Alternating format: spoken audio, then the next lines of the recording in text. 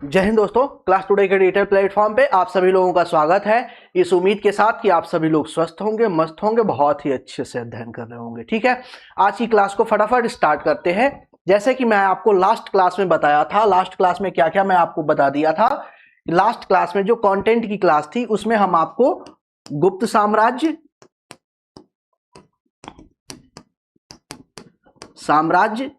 उसके बाद हम पुष्यभूति साम्राज्य, पुष्यभूति वंश या इसी को वर्धन वंश, मुख्य रूप से इसमें हर्षवर्धन, इसको हमने आपको करा दिया था।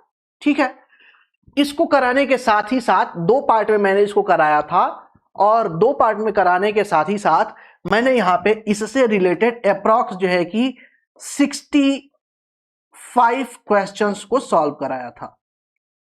मैंने आपको दिखाया था कि कैसे कैसे प्रश्न जो है कि आपको वहां पे प्रश्न में पूछे जाते हैं। ये सारी चीजें मैंने आपको करा दी, यहां पे हमने कंप्लीट कर लिया था। यानी कि साथ ही साथ मैं आपको यह भी बताया था कि जो हर्षवर्धन है,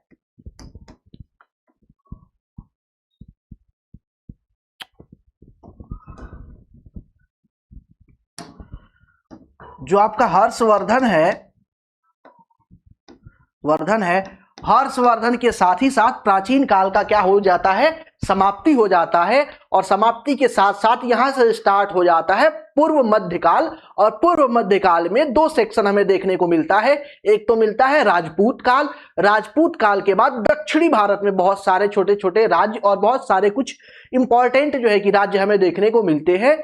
वो भी कार्रवाई मिलती है जिसमें पाल, गुर्जर प्रतिहार और जो है कि राष्ट्रकूट वंश का त्रिकोणीय संघर्ष चलता है। तो त्रिपक्षीय युद्ध भी हमें वहां पे देखने को मिलता है। ये पूर्व मध्यकाल का पार्ट है। इसके बारे में मैंने बताया था कि ये प्राचीन भारत काल का समाप्ति के साथ साथ प्राचीन भारत काल का अंतिम हिंदू राजा था, अंतिम महान हिंदू राजा था। ये प्रश्न भी पूछा जाता है कि प्राचीन काल का अंतिम हिंदू महान राजा कौन था, तो हर्षवर्धन था। हर्षवर्धन के साथ ही इस काल का जो है कि क्या हो जाती है, समाप्ति हो जाती है। यहां से पूर्व मध्यकाल स्टार्ट हो जाता है। पुलकेशिन द्वितीय इसे नर्मदा नदी के तट पर हरा करके मार देता है। चूंकि इसकी विवाह वगैरह हुआ नहीं रहता है, इसके कारण इसका वंश आगे नहीं बढ़ता है। ठीक है, और उसी के बाद मैंने आपको बताया था कि एक जो है कि प्रश्न से क्वेश्चनों की जो है कि प्रश्नों का सेट एक और लेके आएंगे, जिसमें अप्रॉक्स इसमें जो है कि आपका 40 प्रश्न के आसपास प्रश्न है। ये वो प्रश्न है जिनको या तो हम डीप में जाके पढ़े नहीं है, या तो पढ़ाया नहीं गया है, या तो उस सेक्शन को छोड़ दिया गया है, या सामान्य तौर पे किसी भी इंस्टीट्यूट में, किसी भी संस्थान में छोड़ दिया जाता है। हर एक एग्जाम में 10% प्रश्न ऐसे होते हैं जो कोई अटेम्प्ट ही नहीं करता। ऐसा होता है जिसे छोड़ देते हैं लोग, वो कोई नहीं करता है। जो कठिन जो है कि प्रश्न होते हैं, है ना, उन कठिन प्रश्नों को जो बहुत ज्यादा डीप हो, या जिसको कवर नहीं कराया गया हो, या जिसमें कोई समस्या हो, तो उसको हम विविध में रख देते हैं। और उस विविध में जो है कि अप्रॉक्स जो है कि प्राचीन काल के विविध में देखते हैं तो लगभग जो 40 से 50 प्रश्न ऐसे हैं जो या तो पढ़े नहीं जाते, पढ़ाए नहीं जाते हैं, या इंसान छोड़ देता है। तो उन प्रश्नों को हम यहाँ पे देखेंगे, साथ ही साथ देखेंगे कि उनकी चर्चा करते हुए यहाँ पे हालांकि डिटेल में, यहाँ पे हालांकि 40 प्लस प्रश्न है, लेकिन उसको जब डिटेल में हम उसको करेंगे तो वो 100 से ज्यादा प्रश्न हमारे हो जाएंगे। जब डिटेल में एक्सप्लेन, इससे पहले जो हमने प्रश्न सेट कराया था, यानी कि गुप्त काल और वर्धन काल के बाद जो हमने प्रश्न सेट कराया था, वो सरसरी निगाह से हम आपको दिखाते हुए चले गए थे ये कैसे कैसे प्रश्न पूछे गए हैं, कैसे कैसे इसमें ऑप्शन आए हुए हैं, कैसे कैसे आपको ट्रिक करना है ना। वो सारी चीजें मैंने आपको एक्सपीरियंस करा दिया। बट यहां पे थोड़ा सा नेचर अलग होगा। यहां पे जब हम क्वेश्चन कराएंगे तो प्रश्न के कराने के साथ ही साथ हम आपको यहां पे प्रश्न का जो है कि एक्सप्लेनेशन भी देंगे। और एक्सप्लेनेशन में जो है कि जो 40 प्रश्न है वो 100 प्रश्न से ज्यादा हो जाएंगे। उसमें एक एक चीज जो है कि बारीकी से हम फटाफट जो है कि देखते हुए चलेंगे, है ना। तो बिना देर किए हुए आज की क्लास को स्टार्ट करते हैं। ठीक है,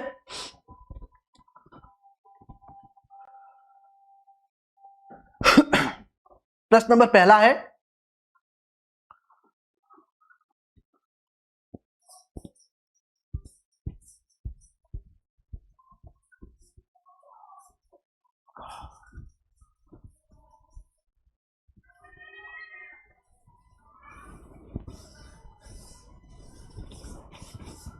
ठीक है, चलिए प्रश्न संख्या पहला, फर्स्ट, किस विदेशी यात्री ने भारत का दौरा सबसे पहले किया था? ठीक है, यह डीप प्रश्न है, डीप प्रश्न, थोड़ा एसएससी के अकॉर्डिंग देखा जाए तो बहुत डीप प्रश्न है। इसमें है ह्वेनसांग, उसके बाद है मेगास्थनीज, उसके बाद है इति सिंह, उसके बाद है फाहियान। तो देखिए, अगर आपके दिमाग में है तो सबसे पहले ये खोजने की कोशिश कीजिए कि ये जो यात्री आए थे, विदेशी यात्री, इस समय किस वंश और किस जो है कि राजा का शासन था।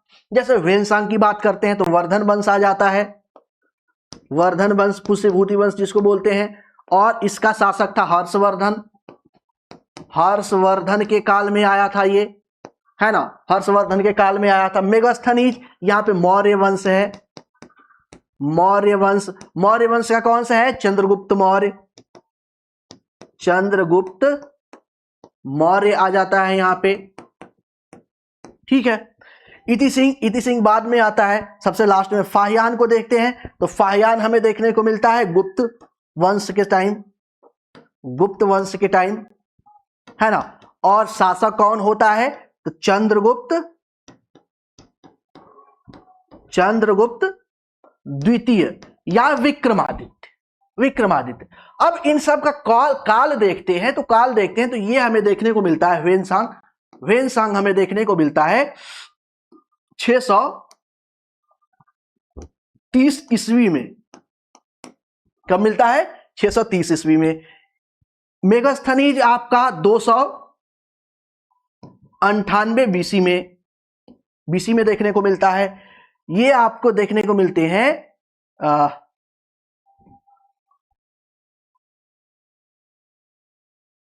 कौन है? फाहियान है ना, हाँ ठीक है, फाहियान ये 405 ईस्वी में देखने को मिलता है। इति सिंह सबसे लास्ट में आते हैं, ये आपके 671 ईस्वी में देखने को मिलते हैं, ठीक है। तो इस क्रम में देखते हैं तो सबसे पहले कौन आया हुआ है? सबसे पहले मेगास्थनीज आया हुआ है, मेगास्थनीज। अब देखिए, इस तरह से प्रश्न जो है कई बार जो है ना, अब यहां से प्रश्न जो है कई तरह के ऐसे पूछते हैं, निम्नलिखित में से कौन मैच है, निम्नलिखित में से कौन जो है कि मैच नहीं है, इस तरह से भी प्रश्न पूछते हैं। तीसरा प्रकार ये बन जाता है कि आपको जो है कि यात्री दे देंगे और शासक दे देंगे, या राजवंश दे देगा कि किसके राजवंश के टाइम में आए, और दोनों को क्या करेगा? मैच कराने के लिए आपको दे देगा कि आप इसको क्या कीजिए, मैच करा के इस चीजों को आप देखिए, ठीक है। ये चीज हमें देखने को नहीं मिलती। प्रश्न संख्या दूसरा, प्राचीन भारत में निम्न में से कौन सा विद्या अध्ययन का केंद्र नहीं था? ध्यान दीजिए, नहीं था पूछा है, नहीं था। किसका? विद्या अध्ययन। विद्या अध्ययन केंद्र, विद्या अध्ययन कहां पे किया जाएगा? विद्यालय में, विद्यालय, महाविद्यालय या विश्वविद्यालय।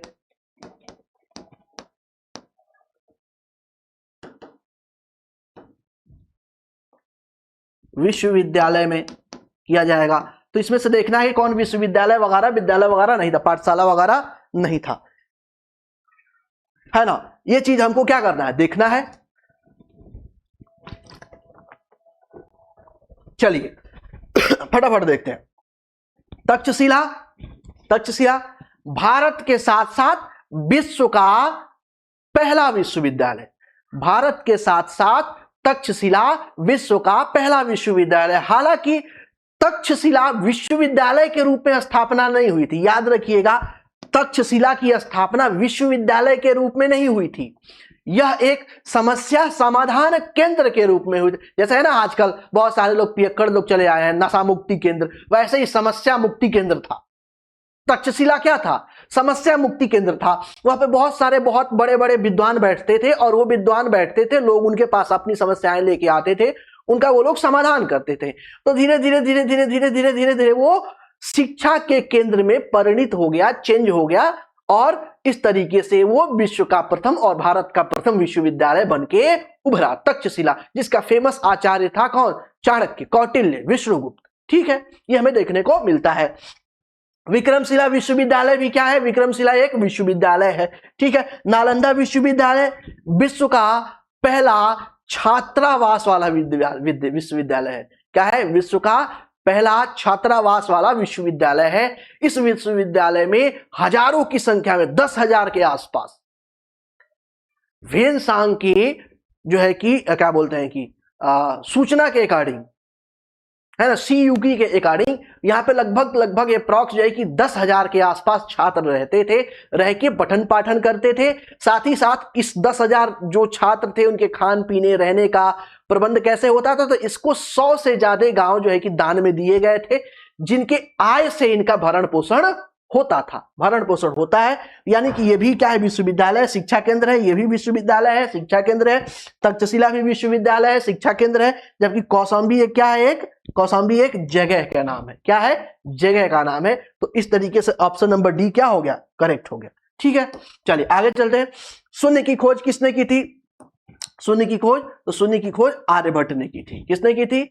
आर्यभट्ट ने की थी, है ना। चलिए आगे चलते हैं। नेक्स्ट प्रश्न संख्या चौथा सॉरी, महापाषाण संस्कृतियां। महापाषाण संस्कृतियां, तो महापाषाण संस्कृतियों में देखेंगे तो कहा जा रहा है कि 1500 ईस्वी से 1000 ईस्वी हमें दक्षिणी भारत के उस ऐतिहासिक युग से परिचित कराती है जब महापाषाण काल में उपयोग में लाया जाता था। क्या उपयोग में लिया जाता था? तो बड़े बड़े पत्थरों से घेरी गई समाधियां, कब्रों का उपयोग में लिया जाता था। अब होता क्या था? जैसे मान लीजिए ये आपकी एक जो है कि क्या हो गई? ये आपकी कब्र हो गई एक।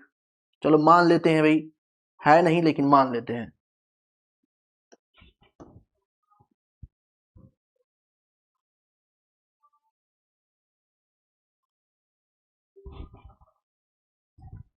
ठीक है, अब यहां पे इस तरीके से ये जो है कब्र यहां पे बनी हुई है ना।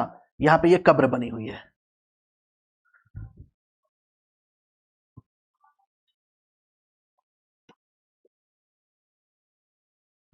यहां पे ये कब्र ऐसे बनी हुई है।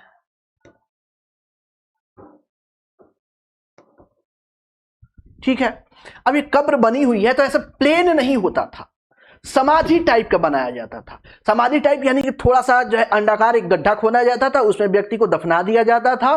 दफनाने के साथ साथ उसके डेली यूज का सामान इसमें। अब देखिए जैसे मध्य पाषाण संस्कृति हमने आपको नहीं पढ़ाई है डिटेल में, लेकिन उससे प्रश्न पूछ दिया गया तो वो विविध में चला गया। ऐसे ही छोटे मोटे टॉपिक जिसको नहीं पढ़ाया जाता है लेकिन उससे प्रश्न पूछ लिया जाता है तो वो विविध में यहाँ पे प्रश्न जो है कि आ जाता है, तो उस चीज मैं आपको यहाँ पे करा रहा हूं। ठीक है, तो समाधि में व्यक्ति को दफना दिया जाता था, व्यक्ति के साथ साथ उसमें और क्या क्या डाला जाता था? तो और उसमें जो है कि उसकी जरूरत की चीजें, क्योंकि लोगों को ये आस्था थी कि ये व्यक्ति जो है कि अभी तो सोया हुआ है लेकिन उठेगा तो ये उपयोग करेगा, तो समाधियां एक तरीके से आस्था की प्रतीक थी। और यहीं पे देखते हैं ना, तो यहीं पे देखते हैं तो यहीं पे इस तरीके से छोटे छोटे यहाँ पे बड़े बड़े शिलाखंड यहाँ पे लगे होते थे ऐसे, फिर ऐसे शिलाखंड यहाँ पे आ गए। थोड़ा सा ज्यादा ही गड़बड़ हो रहा है ना, तो सही करना पड़ेगा इसको थोड़ा सा। यहाँ पे ये शिलाखंड लगा हुआ है, ठीक है, यहाँ पे ये शिलाखंड लगा हुआ है ना। और इस तरीके से ऊपर से इसे ढक दिया जाता था। इसको क्या किया जाता था? ऊपर से ढक दिया जाता था इसको।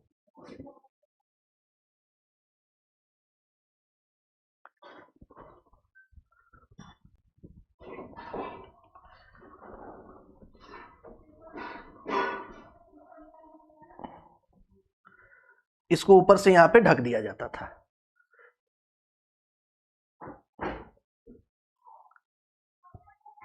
इस तरीके से यहां पे ढक दिया गया, ऊपर से बड़े से पहाड़ से इसे ढक दिया गया। यहां पे ये समाधि टाइप का बन गया। तो समाधि टाइप का बन जाता है तो यहाँ पे आस्था का प्रतीक था। यहाँ पे लोग पूजा वगैरह करने जाते थे। जैसे बहुत ज्यादा जो है कि क्या होता है, बहुत ज्यादा जब क्या बोलते हैं कि गर्मी पड़ने लगती थी या बहुत ज्यादा ठंडी पड़ने लगती थी या बहुत ज्यादा बारिश होने लगती थी, लोगों को तकलीफ होने लगती थी, यहाँ पे जाकर बैठते थे, इनसे अपनी बातें करते थे कि भाई क्या कर रहे हो, इतना रुष्ट क्यों हो। इनको लगता है बहुत ज्यादा धूप हो गई, घाम हो गया बहुत ज्यादा, बहुत ज्यादा गर्मी हो रही। इनको लगता था कि हमारे पूर्वज ये समाधि में जो लेटे पड़े हुए ये क्या हो गए, नाराज हो गए, इसीलिए इतनी जो है कि कष्ट हमें हो रहा है। जाके इनको मनाते थे, पूजा वगैरह करते थे, कहते थे कि ये सब क्या कर रहे हो, क्यों नाराज हो आप, कारण बताओ। और पूजा करने के बाद कमाल की बात ये होती थी कि इनका कष्ट दूर भी हो जाता था। कारण क्या था? कारण ये था कि भैया गर्मी का सीजन होता है, गर्मी का सीजन आता है फिर चला जाता है, ठंडी का सीजन आता है फिर चला जाता है, बरसात का सीजन आता है फिर चला जाता है।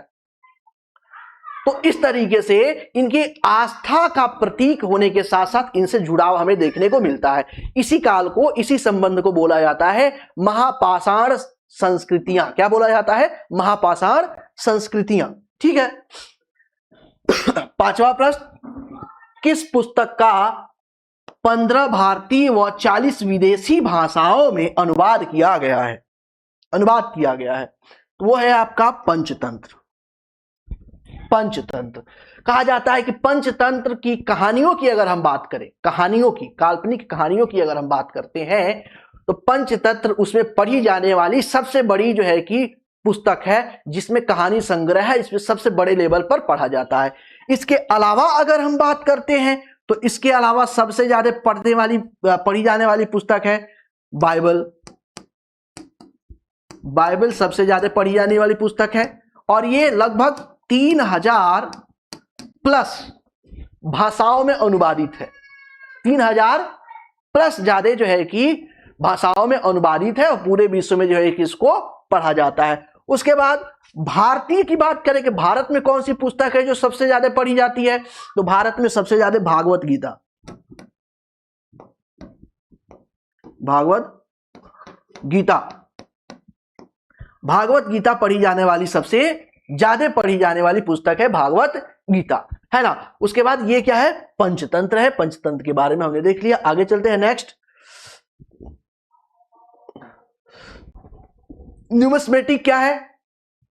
तो सिक्कों व धातुओं के अध्ययन को क्या बोलते हैं? न्यूमिस्मेटिक बोलते हैं। न्यूमिस्मेटिक बोलते हैं। हितोपदेश के लेखक कौन है? लेखक कौन है? हितोपदेश। हितोपदेश के लेखक हैं नारायण पंडित। कौन है? नारायण पंडित। नारायण पंडित। ठीक है। किस भाषा में लिखी गई है ये? संस्कृत भाषा में लिखी गई है। हाँ, नारायण पंडित के बारे में एक चीज थोड़ा सा ध्यान रखिएगा आप। नारायण पंडित जो है कि पश्चिमी बंगाल के एक शासक थे, नाम था उसका धवल चंद। धवल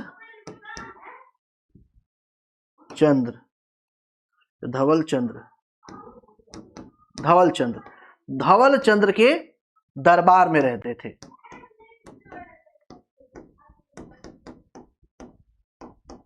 दरबार में रहते थे, धवल चंद के दरबार में रहते थे। ठीक है। कहां पे? पश्चिमी बंगाल में। आगे चलते हैं नेक्स्ट। नाट्य शास्त्र की रचना किसने की थी? वासुमित्र ने, अश्वघोष ने, भरत मुनि ने, वात्सायन ने। तो यहां पे नाट्य शास्त्र की अगर हम बात करते हैं तो नाट्य शास्त्र की रचना किसने की है? भरत मुनि ने की है। नाट्य शास्त्र क्या है? नाट्य शास्त्र क्या है? तो नाट्य शास्त्र आप ये कह सकते हैं कि अभिनय कला की प्रथम पुस्तक है। देखिए, नाटक की नहीं बात कर रहे हैं, नाटक कला की बात कर रहे हैं, अभिनय कला की। यानी कि नाटक कला बोल लीजिए, नाटक कला, या आप बोल लीजिए अभिनय कला। अभिनय कला, अभिनय कला, अभिनय कला की प्रथम पुस्तक है। प्रथम पुस्तक है। और कई बार इससे प्रश्न पूछा जाता है। एक प्रश्न यह पूछा जाता है कि भरत मुनि का जो नाट्य शास्त्र है, भरत मुनि के नाट्य शास्त्र में जो भरत मुनि है वो कितने रसों के बारे में बात करते हैं? तो यहां पे 8 रसों के बारे में बात किया गया है। किसके बारे में बात किया गया है? 8 रसों के बारे में बात किया गया है। 8 रसों के बारे में यहां पे बात किया गया है भरत मुनि के नाट्य शास्त्र में। ठीक है। आगे, विक्रम संवत का प्रारंभ होता है ऑप्शन नंबर ए 58 ईस्वी पूर्व। हाँ ठीक है, 58 ईस्वी पूर्व, ठीक है। अंकोरवाट कहां स्थित है? अब अंकोरवाट कहीं भी स्थित हो भैया, हमें उससे क्या लेना देना, है ना? ऐसा दिमाग में आता है ख्याल, लेकिन घबराने की बात नहीं है। अंकोरवाट जो है कि संबंधित है यहां पे विश्व का, या कहे विश्व का मत कहिए, आप कहिए कि हिंदू धर्म का, हिंदू धर्म का सबसे बड़ा मंदिर है, बड़ा मंदिर है, सबसे बड़ा मंदिर है। हिंदू धर्म का क्या है? सबसे बड़ा मंदिर है। और ये किससे संबंधित है, किस देवता से संबंधित है? तो विष्णु से, विष्णु से संबंधित है। इसका मतलब कि इसलिए तो इंपॉर्टेंट हो गया, इसीलिए तो ये प्रश्न पूछा जाता है। देखो कि आरआरबी में पूछा गया है, छत्तीसगढ़ पीसीएस में पूछा गया है, जो है कि आर्मी में पूछा जाता है, कांस्टेबल में पूछा जाता है, एसआई में पूछा जाता है, हर जगह ये प्रश्न पूछा जाता है। ठीक है, तो पूछा जाता है विष्णु जो है कि से संबंधित अंकोरवाट का विष्णु मंदिर हिंदू धर्म का सबसे बड़ा मंदिर है। ठीक है, और ये स्थित कहां पे है? कंबोडिया में। कहां पे है? कंबोडिया में। लेकिन अब यहां पे एक ट्विस्ट है। ट्विस्ट क्या है? वर्तमान में यह हिंदू मंदिर न होकर के बौद्ध मंदिर है। क्या है? बौद्ध मंदिर है, बौद्ध मंदिर। वर्तमान में क्या है? ये बौद्ध मंदिर है, हिंदू मंदिर न होकर के बौद्ध मंदिर है। इस चीज को ध्यान देना है। तब ये एक चीज और यहां पे ध्यान आ गया कि भैया जब वो कार्यरत हिंदू मंदिर नहीं है, कार्यरत हिंदू मंदिर, सबसे बड़ा कार्यरत हिंदू मंदिर नहीं है, तो सबसे बड़ा कार्यरत हिंदू मंदिर कौन सा है?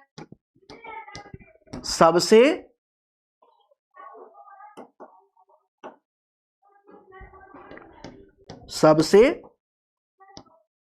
बड़ा कार्यरत हिंदू मंदिर, कार्यरत हिंदू मंदिर, हिंदू मंदिर वो है तमिलनाडु में। कहां पे है? तमिलनाडु में है, तमिलनाडु में है।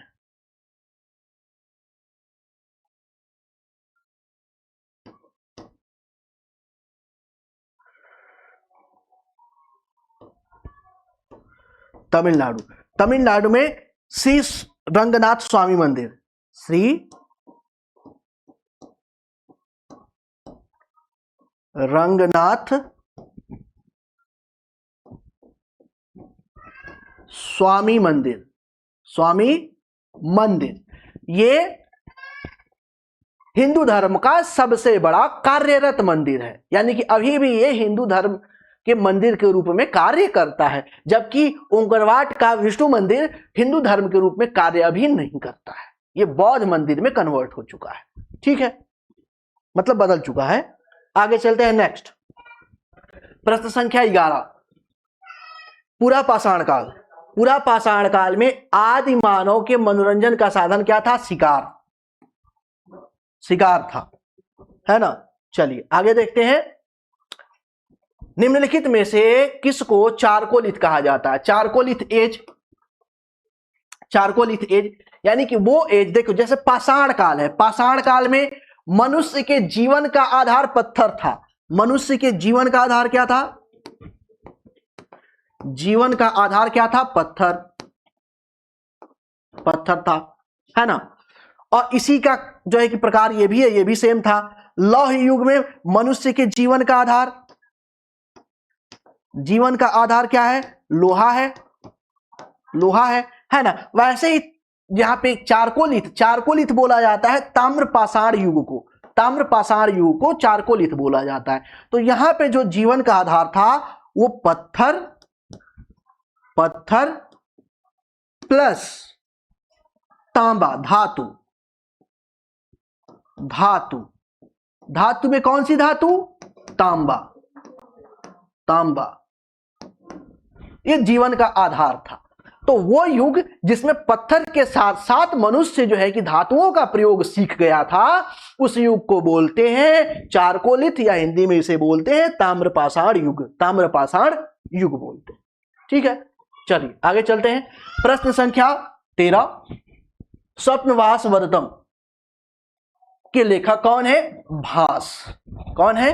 भास जो है कि इसके लेखक है।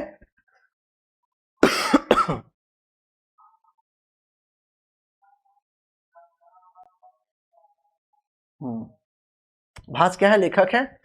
और एक चीज और देख लेते हैं बस इसमें, इसकी भाषा संस्कृत है। भाषा कौन सी है? संस्कृत है। क्योंकि कई बार क्या होता है कि आपसे लेखक वगैरह नहीं पूछा जाता है ना, लेखक वगैरह कुछ नहीं पूछा जाता है, बस आपसे सीधा सीधा ये पूछ लिया जाता है कि ये जो ग्रंथ है या ये जो पुस्तक है किस भाषा में लिखी गई है।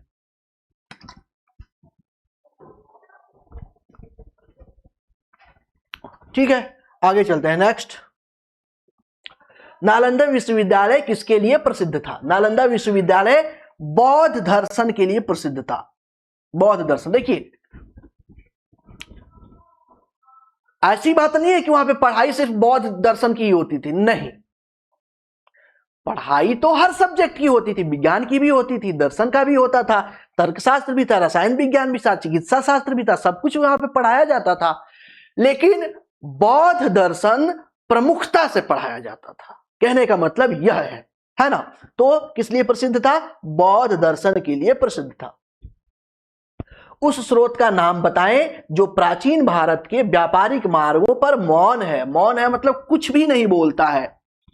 देखिए सामान्य तौर पे जितने भी प्राचीन ग्रंथ हैं या जितने भी विदेशी व्यापारी आए भारत में, उन्होंने अपना यात्रा वृतांत लिखा, वो जो है कि भारत की प्रकृति के बारे में, भारत के पेड़ पौधों के बारे में, भारतीय समाज के बारे में, भारतीय प्रशासन के बारे में, भारतीय राजनीति के बारे में, यहाँ के सड़कों के बारे में, यहां तक कि यहाँ पे सड़कों पे चलते समय होने वाली दुर्घटनाओं, लूटपाट के बारे में भी बताया गया है। ये सारी चीजें बताई गई है। लेकिन कुछ ग्रंथ ऐसे हैं, एक आध ग्रंथ ऐसे हैं जहां पे इस तरह की कोई बात ही नहीं की, उसका सब्जेक्ट ही दूसरा है। अब जैसे कोई ऐसा ग्रंथ है जिसका सब्जेक्ट आध्यात्मिक है, तो उसमें बताया ही नहीं जाएगा। उससे क्या मतलब रास्ता का, कौन सा रास्ता कैसा बना था, वहां पे क्या घटना होती थी, किस राज्य में रास्ते कैसे थे, किस राज्य के लोग कैसे थे, इससे कोई मतलब ही नहीं है। क्यों? आध्यात्मिकता की बात कर रहा है वो। तो ऐसा ही एक ग्रंथ निकल के आता है। देखिए संगम साहित्य में बहुत जितने साहित्य थे उसमें ये सारी बातें होती थी, जहां तक कथाएं हैं उसमें भी ये सारी बातें होती थी। उपयुक्त सभी नहीं होगा, है ना। ऑप्शन नंबर सी होगा मिलिंद पनो। क्या होगा? मिलिंद पनो। अब ये साहब जो हिंद यवन शासक मिलिंद थे, मिलिंद हिंद यवन शासक थे, और नागसेन बौद्ध भिक्षु थे। नागसेन कौन थे? नागसेन बौद्ध भिक्षु थे। अब यहां पे यहां पे इन दोनों का क्या है? इन दोनों का वार्तालाप है। मिलिंद पनो में क्या है? वार्तालाप है, वार्तालाप है। और वार्तालाप का विषय क्या है? विषय क्या है? विषय मृत्यु। विषय क्या है? मृत्यु है, मौत है। यानी कि एक तरीके से देखा जाए तो ये आध्यात्मिकता जैसा जो है कि कुछ ग्रंथ है जिसमें मृत्यु के बारे में, परलौकिकता के बारे में, आत्मा के बारे में, शरीर के बारे में, इन सब चीजों के बारे में बताया गया है। तो इस ग्रंथ में देखते हैं कि व्यापारिक मार्ग के बारे में कोई जानकारी हमें देखने को नहीं मिलती है। ठीक है, आगे चलते हैं। नेक्स्ट प्रश्न संख्या 16, आधुनिक मानव के हाल के पूर्वज कौन है? क्रो मैग्नन, होमो सैपियंस या क्रो मैग्नन मानव। ईसा की प्रारंभिक सदियों में भारत तथा रोम के बीच घनिष्ठ व्यापारी संबंधों की सूचना पूरा स्थल की खुदाई से प्राप्त हुई है। तो कहां से? अरिकामेडु से।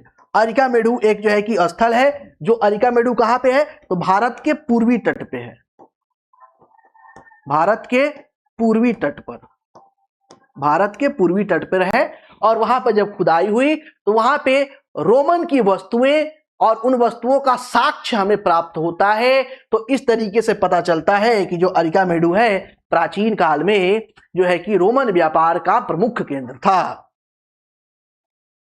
आगे चलते हैं, प्रश्न संख्या 18। आधुनिक देवनागरी लिपि होना चाहिए यहां पे, लिपि का प्राचीनतम रूप है, या आप इसी प्रश्न को बदल दीजिए कि देवनागरी लिपि का विकास किस लिपि से हुआ है। देवनागरी लिपि का विकास किस लिपि से हुआ है, विकास किस लिपि से हुआ है, लिपि से हुआ है, तो वो है आपका ब्राह्मणी लिपि। किससे हुआ है, ब्राह्मणी से हुआ है ना। आगे चलते हैं, नेक्स्ट। मानव द्वारा सर्वप्रथम प्रयुक्त किया गया अनाज कौन सा है, जौ और गेहूं। जौ और गेहूं, उसमें भी जंगली जौ और गेहूं ज्यादा यहां पे मान्य है, प्रयुक्त है ना। ठीक है, सबसे पहले जो है कि क्या हुआ, जंगली, यहां पे जौ प्रयुक्त किया गया, जौ भारत में। और उसके बाद देखते हैं कि प्रथम जो है कि धातु कौन सी थी, तांबा। प्रयुक्त, मानव द्वारा प्रयुक्त प्रथम धातु तांबा थी। और प्रथम जो है कि पालतू जानवर कुत्ता। दूसरा पालतू जानवर बकरी या भेड़,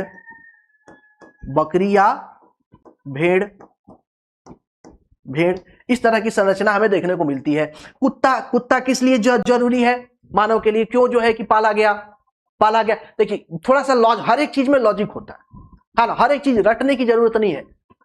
आज भी जो है कि कुत्ते को सबसे ज्यादा वफादार माना जाता है मालिक का।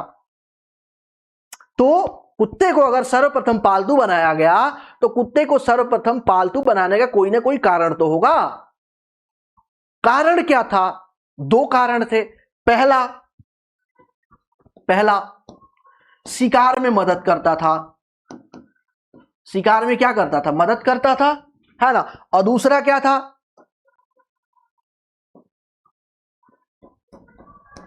खतरे को भाप जाना।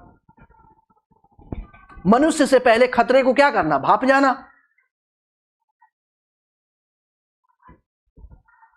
तो इस दो कारणों से सबसे पहले कुत्ते को पालतू बनाया गया। जो भी जानवर होते हैं ना, वो मनुष्य से पहले खतरे को क्या करते, भाप जाते। जैसे 2004 में आपकी सुनामी आई थी, 2004 में जो सुनामी आई थी तमिलनाडु को हिट की थी, है ना। नागपट्टनम जिला सबसे ज्यादा प्रभावित हुआ था तमिलनाडु का, यह भी प्रश्न पूछा जाता है। तो वहां पे हुआ क्या था कि जो अंडमान निकोबार द्वीप समूह में रहने वाली जो जनजातियां हैं, उनका कोई नुकसान ही नहीं हुआ।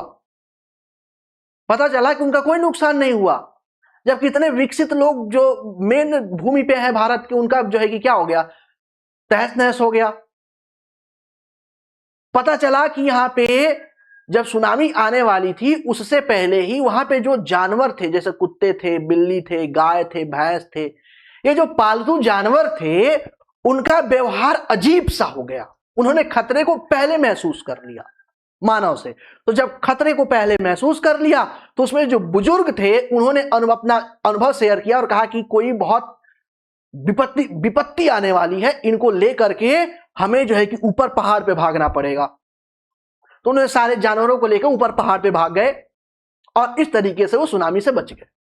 तो जो जानवर होते हैं, उनको जो है खतरे का एहसास मनुष्य से पहले हो जाता है। ठीक है, तो इसलिए कुत्ते को पाला गया था। आगे प्रश्न संख्या 20। कौन सा जोड़ा सुमेलित नहीं है। देखो, रवि कीर्ति पुलकेशिन द्वितीय के टाइम में जो है कि यहाँ पे कवि थे, ठीक है। भवभूति कन्नौज के यशोवर्मन के भी जो है कि दरबार में थे, ये भी सही है। डांडी नरसिंह वर्मन के जो दरबार में थे, ये भी सही है। हरिसेन जो है कि हर्ष के नहीं थे, ये समुद्रगुप्त के थे। समुद्रगुप्त के दरबार में थे, दरबारी कवि के रूप में हरिसेन जिसने प्रयाग प्रशस्ति लिखी थी। तो ये सही नहीं है, ऑप्शन नंबर सी सही नहीं है। ठीक है, आगे चलते हैं, नेक्स्ट। काव्य शैली का प्राचीनतम नमूना किसके अभिलेख में मिलता है। काव्य शैली का प्राचीनतम नमूना किसके अभिलेख में मिलता है, तो यह हमें देखने को मिलता है रुद्रदामन के अभिलेख में। किसमें देखने को मिलता है, रुद्रदामन के अभिलेख में।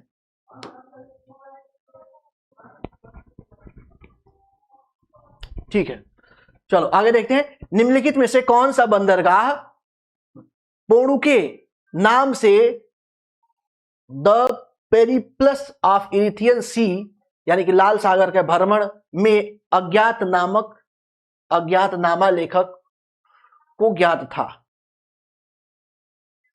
पोर्टू के बंदरगाह के बारे में जानकारी दी गई है, कहां से? पेरिप्लस ऑफ इरिथियन सी में जानकारी दी गई है, और इसके जो है कि लेखक को इसके बारे में जानकारी थी, तो लेखक को ज्ञात था। क्या ज्ञात था? अरिकामेडु के बारे में, ताम्रलिप्ति के बारे में, और कोरवे के बारे में, और बारबेरिकम के बारे में। इसके किसके बारे में जानकारी था? तो भारत के बारे में जानकारी था। भारत के साथ साथ यहां पे हम देखते हैं तो इसको जानकारी था अरिकामेडु के बारे में। यहां पे अरिकामेडु के बारे में बताया गया है। ठीक है, देखिए जब ये भी प्रश्न पूछता है कि पेरिप्लस ऑफ इरिथियन सी के लेखक कौन है, तो पेरिप्लस ऑफ इरिथियन सी के लेखक अज्ञात है ना, इसका कोई लेखक नहीं पता है।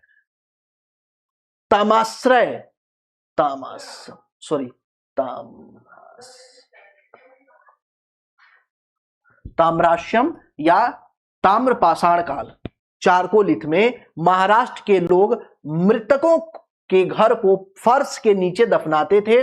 तो दफनाने के समय इनका जो है कि पैर किधर होता था और सर किधर होता था? तो यह हमें देखने को मिलता है उत्तर में, उत्तर से दक्षिण की ओर। किस तरह दफनाते थे? उत्तर से दक्षिण की ओर दफनाते थे। ये संस्कृतियां, अब इसके बारे में हम आपको पढ़ाया नहीं है, तो इसके लिए इससे प्रश्न जो सीधे सीधे पूछे जाते हैं वही प्रश्न ही हम देख लेते हैं, है ना। भीमबेटका होना चाहिए,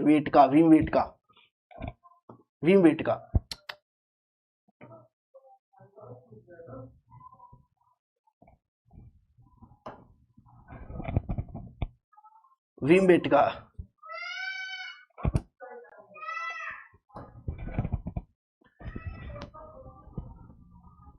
ठीक है, भीमबेटका किसके लिए प्रसिद्ध है? गुफाओं के शैल चित्र के लिए। किसके लिए? गुफाओं के शैल चित्र के लिए भीमबेटका में जो है कि देखा जाए तो मानव निर्मित प्राचीनतम चित्रकारी है। मानव निर्मित प्राचीनतम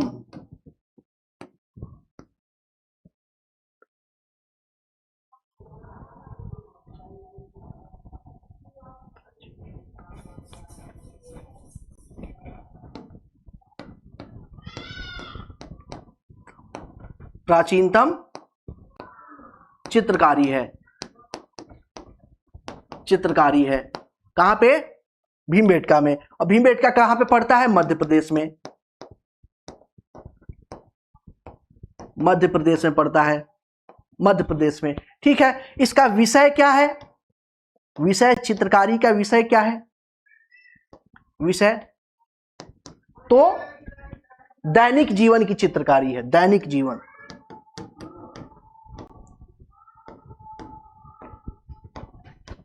की चित्रकारी है। इसमें जो है कि कुछ पशुओं की चित्रकारी की गई है, कुछ पार्टी मनाते हुए चित्रकारी की गई है। पार्टी मनाते चित्रकारी का मतलब क्या हो गया? बीच में पता चला कि एक जो है कि आग का सिंबल बनाया गया है, ऊपर किसी जानवर को लटका दिया गया है, भून रहे हैं, और चारों तरफ घूम घूम के लोग क्या कर रहे हैं? डांस कर रहे हैं। तो इस तरह की चित्रकारी, यानी कि मानव जीवन की जो दैनिक जीवन है, जो लोग वो जीते थे, उन चीजों की चित्रकारी की गई है। कहां पे? भीमबेटका को यूनेस्को द्वारा विश्व धरोहर के रूप में संरक्षित किया गया है। यूनेस्को द्वारा विश्व धरोहर के रूप में क्या किया गया है? संरक्षित किया गया है। मानव निर्मित जो है कि प्राचीनतम चित्रकारी या प्राचीनतम जो है कि निवास के रूप में इसे क्या किया गया है? बताया गया है यहां पे। और विषय क्या है? दैनिक जीवन के बारे में ये सारी चीजें बता दी। कलर कौन सा यूज किया गया है? तो कलर यहां पे हम देखते हैं, कलर रंग अगर देखते हैं तो लाल व सफेद रंग का इस्तेमाल किया गया है चित्रकारी करने में। लाल और सफेद रंग का चित्रकारी करने में प्रयोग किया गया। ये एक तरीके से प्राकृतिक रंग है, है ना। चलिए अब आगे चलते हैं, प्रश्न संख्या 25। रामेश्वरम, द्वारका, द्वारका कहां पे जाएगा भैया? गुजरात में चला जाएगा, है ना। सारनाथ कहां पे चला जाएगा? उत्तर प्रदेश में चला जाएगा, है ना। महाकाल मध्य प्रदेश में चला जाएगा, और एक बच गया रामेश्वरम, तमिलनाडु में चला जाएगा। अब देख लो इसी हिसाब से 2 3 1 4, 2 3 1 4, 2 3 1 4, ऑप्शन नंबर ए करेक्ट हो गया। ठीक है, चलो आगे चलते हैं। नेक्स्ट, भारतवर्ष के लिए इंडिया शब्द का प्रयोग सर्वप्रथम किसने किया था? हेरोडोटस ने। किसने किया था? हेरोडोटस ने। हेरोडोटस को जो है क्या बोला जाता है? इतिहास का पिता बोला जाता है। निम्नलिखित में से कौन सा नवीनतम समझा जा सकता है? क्रो-मैग्नन मानव या मानव का निकटवर्ती पूर्वज। इतिहास के पिता के रूप में किसे? हेरोडोटस को। नेक्स्ट 29, प्राचीन नगर तक्षशिला निम्नलिखित में से किसके बीच अवस्थित था? अब जो तक्षशिला बहुत फेमस प्रश्न, और ये थोड़ा सा डीप प्रश्न पूछा गया है। किसका है ये? यूपीएससी का है क्या? 2006 का। चलो ठीक है, कोई बात नहीं। ये डीप प्रश्न जो है कि पूछा गया है। ये जो है कि कहां पे अवस्थित है तक्षशिला? तो तक्षशिला को सामान्य तौर पे हम देखते हैं तो ये सिंध व झेलम नदी के बीच अवस्थित था। कहां अवस्थित था? सिंध व झेलम नदी के बीच में अवस्थित था तक्षशिला। ठीक है, चलिए आगे देखते हैं। निम्नलिखित अंग्रेजों में से कौन था जिसने सर्वप्रथम भागवत गीता का अंग्रेजी अनुवाद किया? Charles Wilkinson. किसने? चार्ल्स विल्किंसन ने। चार्ल्स विल्किंसन ने जो है कि भागवत गीता का हिंदी रूपांतरण या हिंदी में जो है कि ट्रांसलेट किया। आगे नेक्स्ट, निम्नलिखित प्राचीन भारतीय अभिलेखों में से कौन सा एक खाद्यान्न को देश के संकट काल में उपयोग हेतु सुरक्षित रखने के बारे प्राचीनतम शाही आदेश। प्राचीनतम शाही आदेश खाद्यान्न को सुरक्षित रखने यानी कि गोदाम के बारे में, है ना। गोदाम के बारे में जानकारी देता है। ठीक है, अनाज के गोदाम, है ना। अनाज के गोदाम आप समझ लीजिए, अनाज का गोदाम के बारे में जानकारी देता है। शाही फरमान तो वो हमें देखना को मिलता है सौगौरा ताम्रपत्र लेख। क्या देखने को मिलता है? सौगौरा ताम्रपत्र लेख।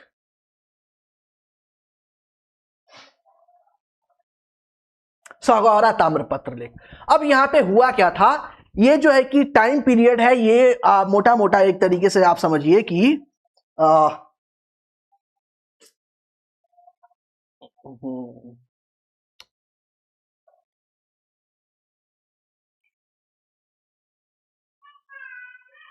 ये चंद्रगुप्त के समय, है ना। चंद्रगुप्त के समय जो है कि ये जो शासक था उसके समय ये जारी किया गया था। उस समय भयंकर बाढ़ आ गया था, और भयंकर बाढ़ आ जाने की वजह से जो है कि उसने आदेश जारी किया कि बाढ़ से बचाने के लिए माल जो है कि अनाज के गोदाम सुरक्षित बड़े अनाज के गोदाम बनाया जाए, जिससे जो है कि हम अनाज को संरक्षित कर सके, बाढ़ से बचा सके, और हमारी जो है कि जनता जो है कि खाने बगैर न मरे। तो इस तरह का शासनादेश जो है कि शाही आदेश जारी किया गया था चंद्रगुप्त के द्वारा, है ना।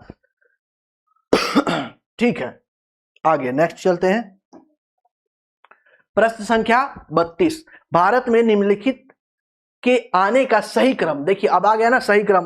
क्रम बहुत पूछता है ये, यूपीपीएससी में पूछा गया। चलो ठीक है, सोने के सिक्के, आहत मुद्राएं, चांदी के सिक्के, लोहे का हल और नगर क्रांति।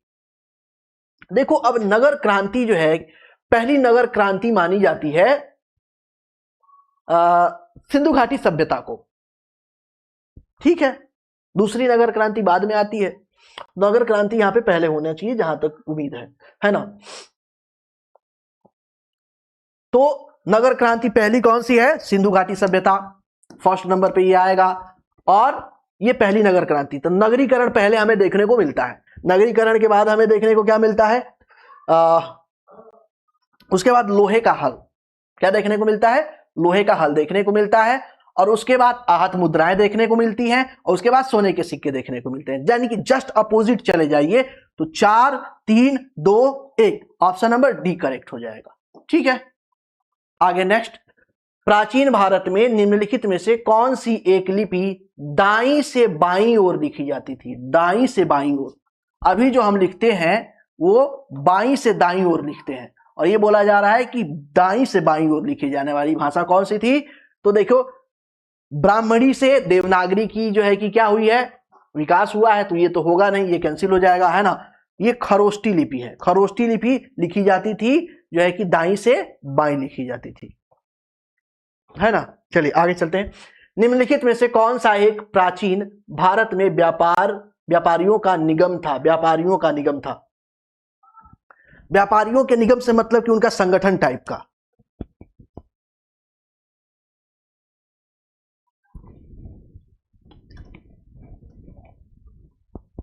है ना, उनका संगठन टाइप के यहां पे बारे में बात की जा रही है।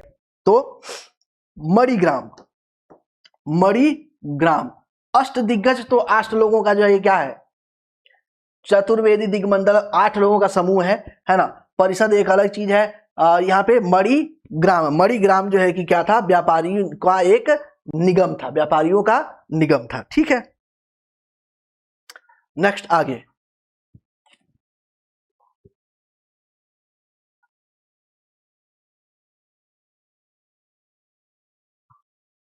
पुलकेशिन प्रथम का वादामी शिलालेख शक वर्ष 465 का दिनांकित है। यदि इसे विक्रम संभवत में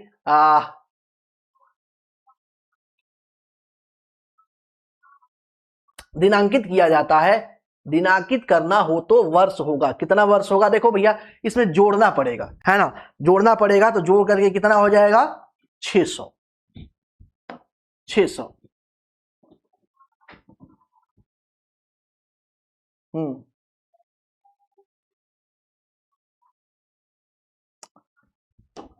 600 के आसपास करेक्ट, मतलब आसपास में करेक्ट सही है। 36 सॉरी।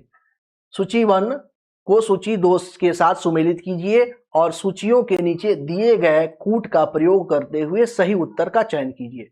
अब देखिए, जैसे गुप्त है, चंदेल है, चालुक्य है, पल्लव है, बादामी है, पनमैले है, खजुराहो है और देवगढ़ है।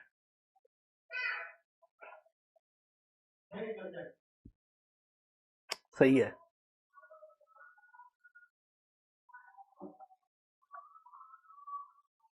चंदेल के संबंध किससे था? खजुराहो से था। अभी हमने जो है कि कंटेंट की क्लास में देखा, कंटेंट की क्लास में देखा जो है कि चंदेलों का जो है कि संबंध किससे है? खजुराहो से है ना। वहां पे ये सारा काम जो है कि कराते हैं। और गुप्तों का संबंध जो है कि देवगढ़ से है, देवगढ़ से है। और चालुक्यों का संबंध जो है कि वादामी के चालुक्य, वादामी के चालुक्य, वातापी के चालुक्य, इस तरीके से करके जो है कि चालुक्यों का संबंध वादामी से है और पल्लव का पनमैल से है। तो इस तरीके से देख लेंगे तो क्या होगा? 4 3 2 1, 4 3 4 3 1 2, 4 3 1 2, 4 3 1 2, 4 3 1 2, 4 3 1 2, यानी कि ऑप्शन नंबर ए करेक्ट हो जाएगा यहाँ पे। ठीक है, नेक्स्ट। मुद्रा राक्षस नामक पुस्तक के लेखक कौन है? मुद्रा राक्षस, मुद्रा राक्षस के जो है कि लेखक है विशाखा दत्त। विशाखा दत्त, बहुत बार ये पूछा जाता है, फेमस पुस्तक है। चलो, निम्नलिखित युग्मों में कौन एक सही सुमेलित नहीं है? सही सुमेलित नहीं है, यहां पर भी देखना है। कर्पूर मंजरी। अब देखो, ये हर्ष, कर्पूर मंजरी हर्ष से जो है कि संबंधित नहीं है। हर्षवर्धन ने 3 जो है कि पुस्तकें लिखी थी, नागानंद, रत्नावली और प्रियदर्शिका। चौथा ये कहां से आ गया? कर्पूर मंजरी। तो ऑप्शन नंबर ए क्या हो जाएगा? यहां पे भी करेक्ट हो जाएगा। बाकी सारी चीजें क्या है? सही है। मानव द्वारा सर्वप्रथम प्रयुक्त धातु कौन सी थी? तांबा था। नेक्स्ट, प्राचीन कालीन भारत में हुई वैज्ञानिक प्रगति के संदर्भ में कौन से कथन सही हैं? ठीक है, पहला, प्रथम शती ईस्वी में विभिन्न प्रकार के विशिष्ट शल्य औजारों का उपयोग आम था। अच्छा, प्रथम शताब्दी में, अच्छा जी। ये थोड़ा सा डाउट वाला है, चलो देखते हैं पहले, है ना। ठीक है, तीसरी सदी ईस्वी के आरंभ में मानव शरीर के आंतरिक अंगों का प्रत्यारोपण शुरू हो गया था। देखो, प्रत्यारोपण ये शुरू नहीं हुआ था, ये जो है कि बहुत देर से होता है ना। इसके बारे में हम ये चीज नहीं कह सकते। ठीक है,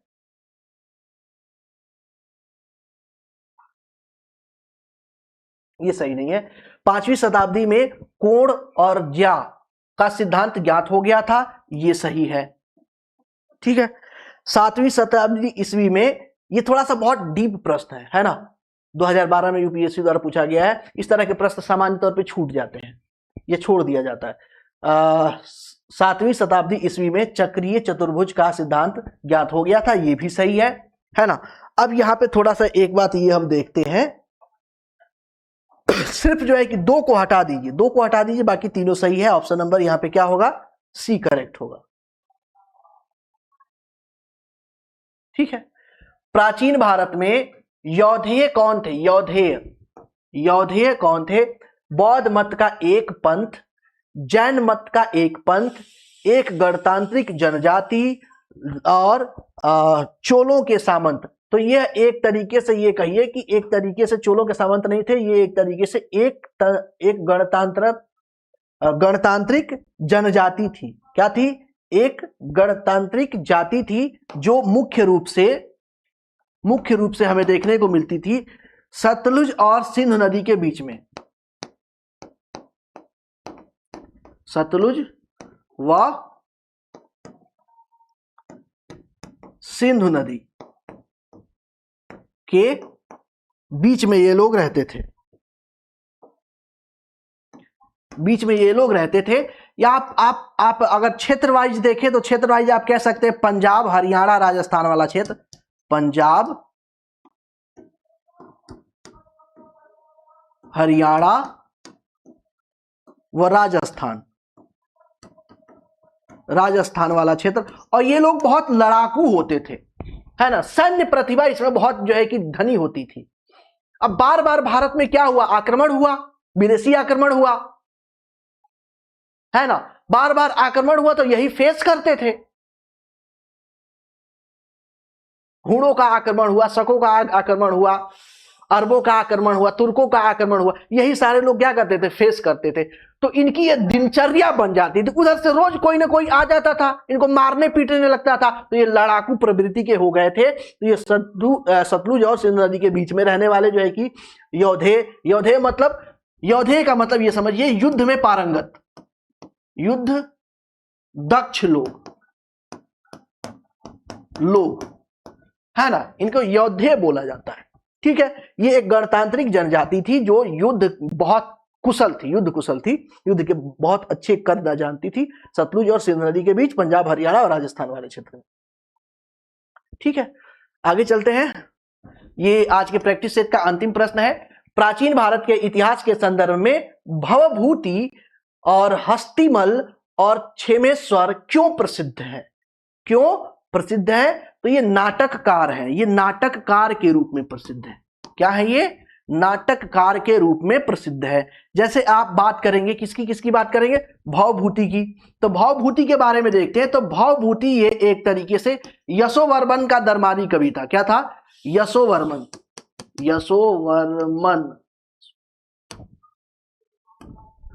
का दरबारी कवि था, दरबार में रहता था। ऐसे बात करें हस्तिमल जो है कि होयसल जो है कि साम्राज्य का निवासी था, होयसल राज दरबार में रहता था होयसल, ये भी नाटककार था। क्षेमेश्वर की बात करते हैं तो ये कश्मीर का निवासी था, ये भी क्या था? नाटककार था। ठीक है, तो इस तरीके से इनके बारे में हम प्रॉपर जानकारी प्राप्त कर लिए, और ये इस तरीके से हमारा आज के डेट में देखें तो हमारा प्राचीन भारत का इतिहास कंप्लीट हो गया। अब इसके बाद हम देखेंगे पूर्व मध्यकाल। ठीक है, इस क्लास को ज्यादा से ज्यादा क्या कीजिए, आप शेयर कीजिए। कारण क्या है कि जो आपका उत्तर प्रदेश हेल्थ यानी कि स्वास्थ्य शिक्षा अधिकारी की भर्ती निकली है, उसमें जीएस वाला पोर्शन इतना ही, बहुत ज्यादा पढ़ने की जरूरत नहीं। हम आपको 6 महीने 8 महीने साल भर नहीं पढ़ाएंगे। हम आपको हिस्ट्री के 30 क्लास दे देंगे, पॉलिटी के जो है कि 15-16 क्लास दे देंगे, ज्योग्राफी के जो है कि 20 क्लास दे देंगे। इस तरीके से मास्टर क्लास टाइप का है। ऐसे इसमें फैक्ट है जो सीधे सीधे आपको क्या होगा, एग्जाम में बिल्कुल मिल जाएगा। ठीक है, तो इस क्लास को ज्यादा से ज्यादा शेयर कीजिए। साथ ही साथ अब यहाँ पे आपको स्वास्थ्य शिक्षा अधिकारी में जो स्वास्थ्य शिक्षा वाला जो पोर्शन है उसके लिए भी बहुत जल्द जो है क्लास लेके आऊंगा। यूट्यूब पे वो सारी चीजें अवेलेबल होंगी आपको। क्लास के साथ साथ मैं आपको प्रश्नों का भी प्रैक्टिस कराऊंगा। प्रश्नों का भी क्या कराऊंगा, मैं आपको प्रैक्टिस कराऊंगा वहां पे। ठीक है, और वो दोनों चीजें दिखाऊंगा कि किस तरीके से जो है कि पूछा जाएगा। हालांकि स्वास्थ्य शिक्षा के बारे में प्रॉपर कोई सिलेबस जारी नहीं किया गया है आयोग के द्वारा, लेकिन अन्य भी तो एग्जाम होते हैं ना, अन्य भी एग्जाम होते हैं जिसमें स्वास्थ्य शिक्षा के बारे में पूछा जाता है, वहां पे सिलेबस दे रखा है। ठीक है, और कुछ प्रीवियस ईयर के प्रश्न से जो है कि टैली कर लेंगे और इस तरीके से उस प्रॉपर जो है कि उस सिलेबस को लेकर के अच्छे से उसे डिटेल में पढ़ा जाएगा। इसलिए इस क्लास से ज्यादा क्या कीजिए, शेयर कीजिए, अपने दोस्तों को बताइए और यूट्यूब पे हमारे साथ क्या कीजिए, जुड़िए। आज के लिए इतना ही, मिलते हैं आपसे नेक्स्ट क्लास में। आज के लिए धन्यवाद।